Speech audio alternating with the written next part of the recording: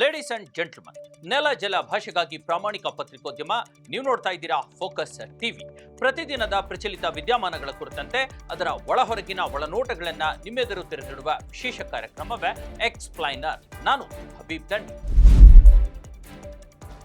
S ವೀಕ್ಷಕರೇ, ಇವತ್ತು ಬಹುದೊಡ್ಡ ಸುದ್ದಿ ಈಗ ಜನಪ್ರತಿನಿಧಿಗಳ ಕೋರ್ಟಿನಿಂದ ಹೊರಗಡೆ ಬಂದಿದೆ. ಬಿಜೆಪಿಯ ಶಾಸಕ ಕೆಆರ್ ಪುರದ ಬಿಜೆಪಿಯ ಶಾಸಕ ಭೈರತಿ ಬಸವರಾಜ್ ಅವರ ಜಾಮೀನು ಅರ್ಜಿ, ನಿರೀಕ್ಷಣಾ ಜಾಮೀನು ಅರ್ಜಿ ವಜಾಗೊಂಡಿದೆ, ತಿರಸ್ಕಾರಗೊಂಡಿದೆ.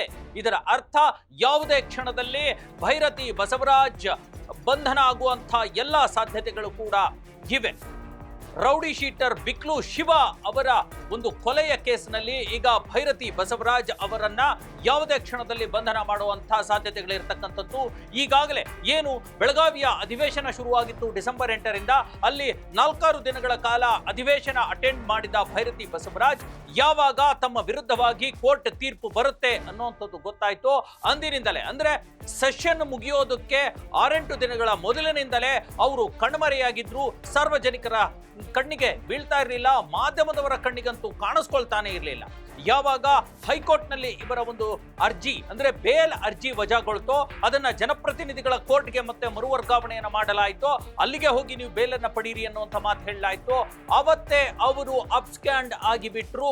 ಬೆಳಗಾವಿಯಿಂದಲೇ ಅವರು ಭೈರತಿ ಬಸವರಾಜ್ ಕಣ್ಮರೆಯಾಗಿ ಬಿಟ್ಟಿದ್ದಾರೆ. ಅದರ ನಂತರ ಅವರ ವಕೀಲರು ಮತ್ತೆ ಜನಪ್ರತಿನಿಧಿಗಳ ಕೋರ್ಟ್ನಲ್ಲೂ ಕೂಡ ಈ ಒಂದು ನಿರೀಕ್ಷಣಾ ಜಾಮೀನನ್ನ ಅರ್ಜಿಯನ್ನ ಹಾಕಿಕೊಂಡ್ರು. ಆದರೆ ಕಳೆದ 4-5 ದಿನಗಳಿಂದ ಈ ಒಂದು ಅರ್ಜಿಯ ವಿಚಾರಣೆ ನಡೀತಾನೆ ಬಂತು. ನಿನ್ನೆ ಅಷ್ಟೇ ಅದರ ಕುರಿತ ಅಂತಿಮ ತೀರ್ಪು ಅಂದ್ರೆ ಜಾಮೀನು ಕುರಿತ ಅಂತಿಮ ತೀರ್ಪು ಬರುತ್ತೆ ಅನ್ನುವಂತ ನಿರೀಕ್ಷೆಗಳಿತ್ತು. ಆದ್ರೆ ಈಗ ಜನಪ್ರತಿನಿಧಿಗಳ ಕೋರ್ಟಿನಿಂದ ಒಂದು ವಿಶೇಷ ತೀರ್ಪು ಬಂದಿರತಕ್ಕಂಥದ್ದು. ಒಂದು ಗುರುತರ ಕ್ರಿಮಿನಲ್, ಅದು ಆರೋಪದಲ್ಲಿ ಭಾಗಿಯಾಗಿರುವ ಎಲ್ಲ ಸಾಕ್ಷ್ಯಾಧಾರಗಳ ಒಂದು ಲಭ್ಯತೆ ಕೂಡ ಇರೋದ್ರಿಂದ ಶಾಸಕರಾಗಿರ್ತಕ್ಕಂಥ ಭೈರತಿ ಬಸವರಾಜ್ ಅವರ ಜಾಮೀನು ಅರ್ಜಿಯನ್ನ ಹೈಕೋರ್ಟ್ ಕೂಡ, ಜನಪ್ರತಿನಿಧಿಗಳ ಕೋರ್ಟ್ ಕೂಡ ಹೈಕೋರ್ಟ್ನಂತೆ ತಿರಸ್ಕಾರ ಮಾಡಿದೆ. ಹಾಗಾಗಿ ಯಾವುದೇ ಕ್ಷಣದಲ್ಲಿ ಭೈರತಿ ಬಸವರಾಜ್ ಬಂಧನ ಆಗುವಂತಹ ಸಾಧ್ಯತೆಗಳಿವೆ. ಈಗಾಗಲೇ ಕಳೆದ ಹಲವಾರು ದಿನಗಳಿಂದ ಅಕ್ಷರಶಃ ಎಸ್ಕೇಪ್ ಆಗಿರ್ತಕ್ಕಂಥ, ಅಕ್ಷರಶಃ ಕಣ್ಮರೆಯಾಗಿರ್ತಕ್ಕಂಥ, ಅಕ್ಷರಶಃ ತಲೆ ತಪ್ಪಿಸಿಕೊಂಡು ಹೋಗಿರ್ತಕ್ಕಂಥ ಶಾಸಕ ಭೈರತಿ ಬಸವರಾಜ್ರವರ ಒಂದು ಹುಡುಕಾಟಕ್ಕೆ, ಬಂಧನಕ್ಕೆ ಸಿಐಡಿ ಪೊಲೀಸರು ದೊಡ್ಡ ಮಟ್ಟದ ಕಾರ್ಯಾಚರಣೆಗೆ ಇಳಿದಿದ್ದಾರೆ. ಈಗಾಗಲೇ ಸಿಐಡಿ ಪೊಲೀಸರ 4 ತಂಡಗಳು ಕರ್ನಾಟಕ ರಾಜ್ಯದ, ಅದರಲ್ಲೂ ಬೆಳಗಾವಿಯ ಹತ್ತಿರದಲ್ಲೇ ಇರತಕ್ಕಂಥ ಮಹಾರಾಷ್ಟ್ರ, ಗೋವಾ ಮುಂತಾದ ರಾಜ್ಯಗಳಲ್ಲೂ ಕೂಡ ಹುಡುಕ್ತಾ ಇದ್ದಾರೆ. ಈ ಒಂದು ಬೇಲ್ ಅರ್ಜಿಯ ವಿಚಾರಣೆ ಏನ್ ನಡೀತಾ ಇತ್ತು, ಆ ಹಂತದಲ್ಲೇ ಅವರನ್ನ ಬಂಧಿಸಿ ಕರೆತರಬೇಕು, ಅವ್ರನ್ನ ವಿಚಾರಣೆಗೆ ಒಳಪಡಿಸಬೇಕು ಅನ್ನುವಂತ ಒಂದು ಪ್ರಯತ್ನವನ್ನು ಕೂಡ ಪೊಲೀಸರು ಮಾಡ್ತಾ ಇದ್ರು. ಆದ್ರೆ ಭೈರತಿ ಬಸವರಾಜ್ ಸಿಕ್ಕಿರಲಿಲ್ಲ. ಅವರಿಗೆ ಇದ್ದ ಒಂದೇ ಒಂದು ನಿರೀಕ್ಷೆ, ಅವರ ನಿರೀಕ್ಷಣಾ ಜಾಮೀನು ಅರ್ಜಿ. ಆ ನಿರೀಕ್ಷಣಾ ಜಾಮೀನು ಅರ್ಜಿಯು ಕೂಡ ಇವತ್ತು ಯಾವುದೇ ರೀತಿಯ ಒಂದು ದಯೆ ಇಲ್ಲದೆ ನಿರೀಕ್ಷಣಾ ಜಾಮೀನು ಅರ್ಜಿ ಅದು ತಿರಸ್ಕಾರವಾಗಿದೆ. ಹಾಗಾಗಿ ಭೈರತಿ ಬಸವರಾಜ್ರವರ ಬಂಧನ ಯಾವುದೇ ಕ್ಷಣ ಆಗಬಹುದು, ಕ್ಷಣ ಗಣನೆ ಶುರುವಾಗಿದೆ ಅನ್ನುವಂಥದ್ದು. ಇದೆಲ್ಲದರ ಹೊರತಾಗಿ ಸಿಐಡಿ ಪೊಲೀಸರು ಯಾವಾಗ ಭೈರತಿ ಬಸವರಾಜ್ ಕಣ್ಮರೆಯಾದ್ರೂ ಕೇವಲ 2-3 ದಿನ ಹುಡುಕಾಟ ನಡೆಸಿ ಅದರ ನಂತರ ಲುಕ್ಔಟ್ ನೋಟಿಸ್ ಅನ್ನು ಕೂಡ ಜಾರಿಗೊಳಿಸಿದ್ದಾರೆ. ಅಂದ್ರೆ ಅವರು ಯಾವುದೇ ರೀತಿಯಲ್ಲಿ ಅಂತಾರಾಷ್ಟ್ರೀಯ ಮಟ್ಟಕ್ಕೆ ಹೋಗಬಾರ್ದು, ಬೇರೆ ದೇಶಗಳಿಗೆ ಹೋಗಬಾರ್ದು, ವಿದೇಶಗಳಿಗೆ ಹೋಗಬಾರ್ದು. ಎಲ್ಲ ನಮ್ಮ ಒಂದು ಏನು ವಿಮಾನಯಾನ ಸಂಸ್ಥೆಗಳಿದ್ದಾವೆ, ಏರ್ಪೋರ್ಟ್ಗಳಿದ್ದಾವೆ, ಅಲ್ಲೂ ಕೂಡ ಲುಕ್ಔಟ್ ನೋಟಿಸ್ ಅನ್ನ ಬಹಳ ಸಮಗ್ರವಾಗಿ ಪರಿಶೀಲನೆ ಮಾಡಲಾಗುತ್ತೆ. ಆ ಒಂದು ಯಾವುದೇ ವಿಮಾನದಲ್ಲಿ ಅವರು ವಿದೇಶಕ್ಕೆ ಹೋಗಬಾರ್ದು ಅನ್ನುವಂಥ ಕಟ್ಟಪ್ಪಣೆಗೂ ಕೂಡ ಈಗ ಅವರು ನಿರ್ಬಂಧಿತರಾಗಿದ್ದಾರೆ. ಹಾಗಾಗಿ ಯಾವುದೇ ಕಾರಣಕ್ಕೆ ಭೈರತಿ ಬಸವರಾಜ್ ಬಂಧನ ಆಗುವಂತ ಎಲ್ಲ ಸಾಧ್ಯತೆ ಇದೆ. ರೌಡಿ ಶೀಟರ್ ಬಿಕ್ಲು ಶಿವ ಕೊಲೆ ಪ್ರಕರಣದಲ್ಲಿ ಇವರ ಹೆಸರು ಕೇಳಿ ಬಂದಿತ್ತು. ಹಾಗಾಗಿ ಇವರು 5ನೇ ಆರೋಪಿ A5 ಇವರೇ. ಪ್ರಮುಖವಾಗಿ ಜಗದೀಶ್ ಅಲಿಯಾಸ್ ಜಗ್ಗಾ ಅನ್ನುವಂಥ ವ್ಯಕ್ತಿ ಬಿಕ್ಲು ಶಿವ ಅವರನ್ನ ಆ ಒಂದು ಹತ್ಯೆ ಆರೋಪದಲ್ಲಿ ಭಾಗಿಯಾಗಿರ್ತಕ್ಕಂಥದ್ದು, ಪ್ರಮುಖ ಆರೋಪಿಯಾಗಿರ್ತಕ್ಕಂಥದ್ದು. ಜಗದೀಶ್ ಅಲಿಯಾಸ್ ಜಗ್ಗಾ ಜೊತೆಗೆ ಮತ್ತು ಇನ್ನಿತರ ಆರೋಪಿಗಳೊಂದಿಗೆ ಸ್ವತಃ ಭೈರತಿ ಬಸವರಾಜ್ ಒಂದು ದಾಖಲೆ ಸಿಕ್ಕಿದೆ. ಅದು ಫೆಬ್ರವರಿ ತಿಂಗಳಲ್ಲಿ, 2025 ಫೆಬ್ರವರಿ ತಿಂಗಳಲ್ಲಿ ಒಂದೇ ಫ್ಲೈಟಿನಲ್ಲಿ ಜಗದೀಶ್ ಅಲಿಯಾಸ್ ಜಗ್ಗಾ ಮತ್ತಿತರ ಆರೋಪಿಗಳೊಂದಿಗೆ ಸ್ವತಃ ಭೈರತಿ ಬಸವರಾಜ್ ಉತ್ತರ ಪ್ರದೇಶದ ಅಲಹಾಬಾದ್ನಲ್ಲಿ ನಡೆದಿರತಕ್ಕಂಥ ಕುಂಭಮೇಳಕ್ಕೆ ಒಂದೇ ಫ್ಲೈಟ್ನಲ್ಲಿ ಹೋಗಿರ್ತಕ್ಕಂಥ ದೃಶ್ಯಾವಳಿಗಳು, ಅದರ ಟಿಕೆಟ್ಗಳು, ಜೊತೆಗೆ ಆ ಕುರಿತ ಫೋಟೋಗಳು ಕೂಡ ಈಗ ನ್ಯಾಯಾಲಯಕ್ಕೆ ಸಲ್ಲಿಸಲಾಗಿದೆ. ಹಾಗಾಗಿ ಆ ಕೊಲೆ ಆರೋಪಿ ನನಗೆ ಸಂಬಂಧನೇ ಇಲ್ಲ ಅಂತ ಹೇಳ್ತಾ ಬಂದಿರತಕ್ಕಂಥ ಭೈರತಿ ಬಸವರಾಜ್ರವರನ್ನ ಮಾತನ್ನ ನ್ಯಾಯಾಲಯ ಒಪ್ಪಿಕೊಳ್ಳೋದಕ್ಕೆ ತಯಾರಿಲ್ಲ, ಒಪ್ಪಿಕೊಂಡಿಲ್ಲ. ಇದಲ್ಲದೆ ಮತ್ತಷ್ಟು ಬಹಳ ದೊಡ್ಡ ಮಟ್ಟದ ಒಂದು ದಾಖಲೆಗಳೇನಿವೆ, ಬಹಳ ಗಹನವಾದ ರಹಸ್ಯವಾದ ದಾಖಲೆಗಳು. ಯಾರು ಈಗ ರೌಡಿ ಶೀಟರ್ ಬಿಕ್ಲು ಶಿವ ಹತ್ಯೆ ಆಗಿದಾರಲ್ಲ, ಬಿಕ್ಲು ಶಿವ ಸ್ವತಃ ತನ್ನ ಹೆಂಡತಿಗೆ ಅನೇಕ ಭೈರತಿ ಬಸವರಾಜ್ ಜೊತೆಗೆ ಜಗ್ಗಾ ಅಲಿಯಾಸ್ ಜಗದೀಶ್ ಜೊತೆಗಿನ ಅನೇಕ ವಿಡಿಯೋಗಳನ್ನ ಮತ್ತು ಫೋಟೋಗಳನ್ನ, ಫೋನ್ ಸಂಭಾಷಣೆಗಳನ್ನು ಕೂಡ, ಅಂದ್ರೆ ಈ ಭೂ ವ್ಯಾಜ್ಯಕ್ಕೆ ಕುರಿತಂತೆ ಅವರ ನಡುವೆ ನಡೆದಿರ್ತಕ್ಕಂಥ ವೈರುಧ್ಯಗಳ ಕುರಿತಂತೆ, ಜಗಳಗಳ ಕುರಿತಂತೆ ದಾಖಲೆಗಳನ್ನು ಕೂಡ ಜಗ್ಗಾ ಅಂದ್ರೆ ಬಿಕ್ಲು ಶಿವ ಅವರ ಹೆಂಡತಿಯ ಬಳಿ ಇದ್ವು. ಆ ದಾಖಲೆಗಳನ್ನು ಕೂಡ ಏನು ಬಿಕ್ಲು ಶಿವ ಅವರ ಹೆಂಡತಿ ಪೊಲೀಸರಿಗೆ ಮತ್ತು ವಿಚಾರಣಾ ಸಂಸ್ಥೆಗಳಿಗೆ ಒಪ್ಪಿಸಿದ್ದಾರೆ, ಕೋರ್ಟಿಗೆ ಒಪ್ಪಿಸಿದ್ದಾರೆ. ಆ ದಾಖಲೆಗಳ ಆಧಾರದ ಮೇಲೆ ಈಗ ಭೈರತಿ ಬಸವರಾಜ್ ಅವರ ಬೇಲ್ ರಿಜೆಕ್ಟ್ ಆಗಿದೆ ಅನ್ನುವಂಥ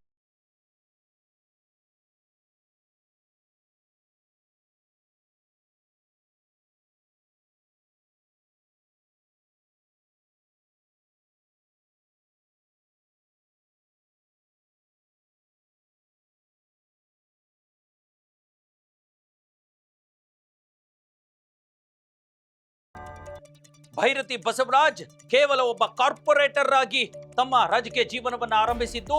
ಬೆಂಗಳೂರಿನ ಕೆಆರ್ ಪುರದಲ್ಲಿ ಅವರು ಕಾರ್ಪೊರೇಟರ್ ಆಗಿದ್ರು. ಎಷ್ಟು ಮಟ್ಟಕ್ಕೆ ಬೆಳೆದ್ರು ಅಂತಂದ್ರೆ, ಅವರು ಅಲ್ಲಿ ಇದ್ದಂತ ಪ್ರಬಲ ಬಿಜೆಪಿ ಶಾಸಕ ನಂದೀಶ್ ರೆಡ್ಡಿ ಅವರನ್ನ ಸೋಲಿಸುವಷ್ಟು ಮಟ್ಟಕ್ಕೆ ಅವರು ಬೆಳೆದ್ರು. ಮತ್ತೆ ಜೊತೆಗೆ ಬಿಜೆಪಿಗೆ ಹೋದ್ರು. ಅವರು ಯಾವಾಗ 2019ರಲ್ಲಿ ಅವರು ಕಾಂಗ್ರೆಸ್ ಶಾಸಕರಾಗಿದ್ರು. ಕಾಂಗ್ರೆಸ್ ಪಕ್ಷಕ್ಕೆ ಕೈ ಕೊಟ್ಟು ಬಿಜೆಪಿ ಜೊತೆಗೆ ಕೈ ಜೋಡಿಸಿ ಆಪರೇಷನ್ ಕಮಲಕ್ಕೆ ಈಡಾಗಿ ಅಲ್ಲಿಂದ ಏನೇನು ಅನುಕೂಲಗಳು, ಸಂಪತ್ತುಗಳು ಬರುತ್ತೋ ಎಲ್ಲವನ್ನೂ ಪಡೆದುಕೊಂಡು ಮತ್ತೆ ಉಪಚುನಾವಣೆ ಆಗೋ ತರ ನೋಡಿ ಅಲ್ಲಿ ಉಪಚುನಾವಣೆಯಲ್ಲಿ ಗೆದ್ದು ಬಿಜೆಪಿ ಪಕ್ಷದಲ್ಲಿ ಸಚಿವನಾಗಿಯೂ ಕೂಡ ಕಾರ್ಯನಿರ್ವಹಿಸಿ 4 ವರ್ಷಗಳ ಕಾಲ 2023ರವರೆಗೂ ಕೂಡ ಸಚಿವರಾಗಿದ್ದುಕೊಂಡು ದೊಡ್ಡ ಮಟ್ಟದ ರಾಜಕೀಯ ಬದಲಾವಣೆಗೆ ಕಾರಣರಾಗಿದ್ರು. ಅಧಿಕಾರದ ಒಂದು ಮದ ಮತ್ತು ಹಣದ ಅಹಂಕಾರ ಎಲ್ಲದಕ್ಕಿಂತ ಹೆಚ್ಚಿನದಾಗಿ ಕೆಆರ್ ಪುರ ವ್ಯಾಪ್ತಿಯಲ್ಲಿ ಒಂದು ಭೂ ವ್ಯಾಜ್ಯಗಳನ್ನ ಮಾಡುವಂಥ, ಅದನ್ನು ಸರಿ ಮಾಡುವಂಥ ಅಥವಾ ಭೂ ವ್ಯಾಜ್ಯಗಳಲ್ಲಿ ತನ್ನನ್ನು ತಾನು ತೊಡಗಿಸ್ಕೊಳ್ಳುವಂಥ, ರಿಯಲ್ ಎಸ್ಟೇಟ್ನಲ್ಲಿ ತೊಡಗಿಸ್ಕೊಳ್ಳುವಂಥ ತೋಳ್ ಬಲ ಇದೆಯಲ್ಲ, ಆ ಒಂದು ಅಹಂಕಾರದಲ್ಲಿ ಇವತ್ತು ರೌಡಿ ಆಗಿರ್ತಕ್ಕಂಥ ಬಿಕ್ಲು ಶಿವನ ಕೊಲೆಯಾಗಿದೆ. ಅದಕ್ಕೆ ಕಾರಣ ಇವರೇ ಅನ್ನುವಂಥ ಮಾತನ್ನ ಬಿಕ್ಲು ಶಿವ ಕುಟುಂಬದವರು ಆರೋಪಿಸಿದ್ದಾರೆ.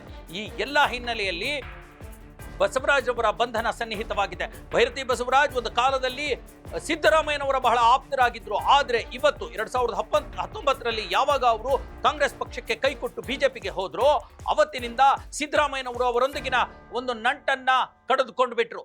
ಹಾಗಾಗಿ ಈಗ ಸದ್ಯಕ್ಕೆ ಭೈರತಿ ಬಸವರಾಜ್ ಅವರನ್ನ ಉಳಿಸೋರು ಯಾರು ಅನ್ನುವಂಥ ಪ್ರಶ್ನೆ ಹುಟ್ಟುಕೊಂಡಿದೆ. ಇದಲ್ಲದೆ ಈಗಾಗಲೇ ಈಗ ಅಧಿವೇಶನದಲ್ಲಿ ಕಣ್ಮರೆಯಾಗಿರ್ತಕ್ಕಂಥ ಬಸವರಾಜ್ ಇಲ್ಲಿಯವರೆಗೆ ಯಾರ ಕಣ್ಣಿಗೂ ಬಿದ್ದಿಲ್ಲ, ಸಿಐಡಿ ಪೊಲೀಸರ ಕೈಗೂ ಸಿಕ್ಕ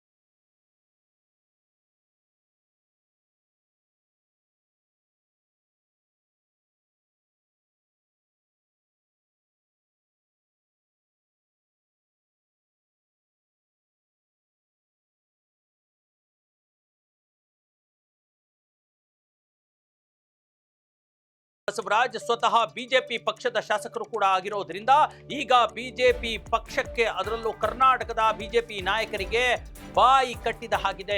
ಯಾಕಂದ್ರೆ ಅವರು ಈಗ ಕಾಂಗ್ರೆಸ್ ಪಕ್ಷದಲ್ಲಿ ಕಾಂಗ್ರೆಸ್ ಶಾಸಕರಾಗಿರ್ತಕ್ಕಂಥ ವಿನಯ್ ಕುಲಕರ್ಣಿ ಆಗಿರ್ಲಿ ಅಥವಾ ಚಿತ್ರದುರ್ಗದ ಶಾಸಕ ವೀರೇಂದ್ರ ಪಪ್ಪಿ ಈಗಾಗಲೇ ಜೈಲಲ್ಲಿದ್ದಾರಲ್ಲ, ಅವರ ವಿರುದ್ಧ ಯಾವುದೇ ರೀತಿಯ ಮಾತುಗಳನ್ನ ಆಡ್ಲಿಕ್ಕೆ, ಆರೋಪಗಳನ್ನ ಆಡ್ಲಿಕ್ಕೆ ಅವರಿಗಾಗಲ್ಲ.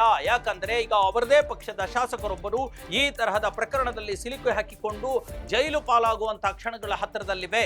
ಹಾಗಾಗಿ ಇದು ಒಂದು ರೀತಿಯ ಬಿಜೆಪಿ ನಾಯಕರಿಗೆ ಮತ್ತು ಬಿಜೆಪಿ ಪಕ್ಷಕ್ಕೆ ಮುಜುಗರ ಮತ್ತು ಸಂಕಷ್ಟ ಎರಡೂ ಕೂಡ ತಂದೊಡ್ಡಿರತಕ್ಕಂಥದ್ದು. ಇದರ ಜೊತೆಗೆ ಬಹಳ ಪ್ರಮುಖವಾಗಿ ಬಿಜೆಪಿ ನಾಯಕರ ಒಂದು ವಿಷಯ ಯಾವುದೇ ರೀತಿಯನ್ನು ಎತ್ತಿ ಹಾಕದೇ ಇದ್ರು ಕೂಡ, ಈ ಕುರಿತಂತೆ ಅವ್ರು ಏನೇ ಮಾತು ಆಡದೇ ಇದ್ರು ಕೂಡ ಈಗ ಎರಡು ಸಾಧ್ಯತೆಗಳು ಭೈರತಿ ಬಸವರಾಜ್ ಎದುರುಗಡೆ ಇರ್ತಕ್ಕಂಥದ್ದು. ಒಂದು, ಮತ್ತೆ ಹೈಕೋರ್ಟ್ಗೆ, ಜನಪ್ರತಿನಿಧಿಗಳ ಕೋರ್ಟ್ನಲ್ಲಿ ಈ ಒಂದು ಬೇಲ್ ಅರ್ಜಿ ತಿರಸ್ಕಾರ ಆಗಿರೋದ್ರಿಂದ ಮತ್ತೆ ಹೈಕೋರ್ಟ್ಗೆ ಮರು ಅರ್ಜಿ ದಾಖಲಿಸಿ ಅಲ್ಲಿ ಸಲ್ಲಿಸಿ ಅಲ್ಲಿಂದ ಏನಾದರೂ ಮತ್ತೆ ಅವರು ಬೇಲ್ಗೆ ಪ್ರಯತ್ನ ಪಡುವಂಥದ್ದು ಅಥವಾ ಸುಪ್ರೀಂ ಕೋರ್ಟ್ನಲ್ಲಿ ಬೇಲ್ಗೆ ಪ್ರಯತ್ನ ಪಡುವಂತಹ ಸಾಧ್ಯತೆಗಳಿದ್ದಾವೆ.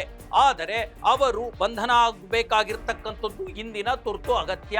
ಆದರೆ ಇವತ್ತಿನ ನಾನು ಹೇಳಿದಾಗೆ ರಾಜ್ಯ ಮತ್ತು ಕೇಂದ್ರ ಸರ್ಕಾರದ ಕಾಂಗ್ರೆಸ್ ಮತ್ತು ಬಿಜೆಪಿ ಎರಡೂ ಪಕ್ಷಗಳ ನಡುವೆ ಅವರು ತಮ್ಮದೇ ಆಗಿರ್ತಕ್ಕಂಥ ಹಿಡಿತವನ್ನು ಇಟ್ಕೊಂಡಿರೋದ್ರಿಂದ ಇಂದಿನ ಈ ವ್ಯವಸ್ಥೆಯಲ್ಲಿ ಈಗ ಹೇಗೆ ಇಷ್ಟು ದಿನಗಳ ಕಾಲ ಅಬ್ಸ್ಕ್ಯಾಂಡ್ ಆಗಿದ್ದಾರೋ, ಅಕ್ಷರಶಃ ತಲೆ ತಪ್ಪಿಸಿಕೊಂಡಿದ್ದಾರೋ, ಅಕ್ಷರಶಃ ಅವರನ್ನ ಸೇಫ್ ಮಾಡಲಾಗ್ತಿದೆಯೋ, ಹಾಗೆ ಮತ್ತೆ ಹೈಕೋರ್ಟ್ನಲ್ಲಿ ಅಥವಾ ಸುಪ್ರೀಂ ಕೋರ್ಟ್ನಲ್ಲಿ ಬೇಲ್ ಸಿಗೋವರೆಗೂ ಅವರನ್ನ ಸೇಫ್ ಮಾಡಲಾಗತ್ತಾ, ರಕ್ಷಿಸಲಾಗತ್ತಾ, ಅಥವಾ ಬಂಧನ ಮಾಡಲಾಗತ್ತಾ, ಅಥವಾ ಈಗ ಜನಪ್ರತಿನಿಧಿಗಳ ಕೋರ್ಟ್ ಅವರನ್ನ ಬೇಲನ್ನ ತಿರಸ್ಕಾರ ಮಾಡಿರೋದ್ರಿಂದ ನಮಗೆ ಯಾಕೆ ಬೇಕು ತಲೆನೋವು ಅಂತಂದು ಹೇಳಿ ಎರಡೂ ಪಕ್ಷದ ನಾಯಕರು ಕೈ ತೊಳ್ಕೊಂಡು ಬಿಡ್ತಾರಾ? ಬಸವರಾಜ್, ಭೈರತಿ ಬಸವರಾಜ್ ಬಂಧನ ಆಗತ್ತಾ ಅನ್ನುವಂಥ ಪ್ರಶ್ನೆಗಳಿಗೆ ಕೆಲವೇ ಕ್ಷಣಗಳಲ್ಲಿ, ಗಂಟೆಗಳಲ್ಲಿ, ದಿನಗಳಲ್ಲಿ ಉತ್ತರ ಸಿಗಲಿದೆ. ಎಸ್ ವೀಕ್ಷಕರೇ, ಇದಾಗಿತ್ತು ಇವತ್ತಿನ ಭೈರತಿ ಬಸವರಾಜ್ ಕುರಿತ ಬೇಲ್ ರಿಜೆಕ್ಟ್ ಮತ್ತು ಅದಕ್ಕೆ ಕಾರಣ, ಮತ್ತು ಹೇಗೆ ರಾಜಕಾರಣ ಮತ್ತು ರಾಜಕಾರಣಿಗಳು ಮತ್ತು ರಾಜಕೀಯ ಪಕ್ಷಗಳು ಹೇಗೆ ತಮ್ಮ ಒಡನಾಡಿಯನ್ನ ಅಥವಾ ಸಹಪಾಠಿಯನ್ನ ರಕ್ಷಿಸಿಕೊಳ್ಳೋದಕ್ಕೆ ಪ್ರಯತ್ನ ಪಡ್ತಾರೆ ಅನ್ನುವಂಥ ಒಳನೋಟಗಳನ್ನ ನಿಮ್ಮ ಮುಂದೆ ಇಟ್ಟಿದ್ದೇನೆ. ಮುಂದಿನ ಮತ್ತೊಂದು ವಿಚಾರದೊಂದಿಗೆ ನಿಮ್ಮ ಮುಂದೆ ಬರ್ತೀನಿ. ಅಲ್ಲಿವರೆಗೂ ನೋಡ್ತಾ ಇರಿ ನೆಲ ಜಲ ಭಾಷೆಗಾಗಿ ಪ್ರಾಮಾಣಿಕ ಪತ್ರಿಕೋದ್ಯಮ ನಿಮ್ಮ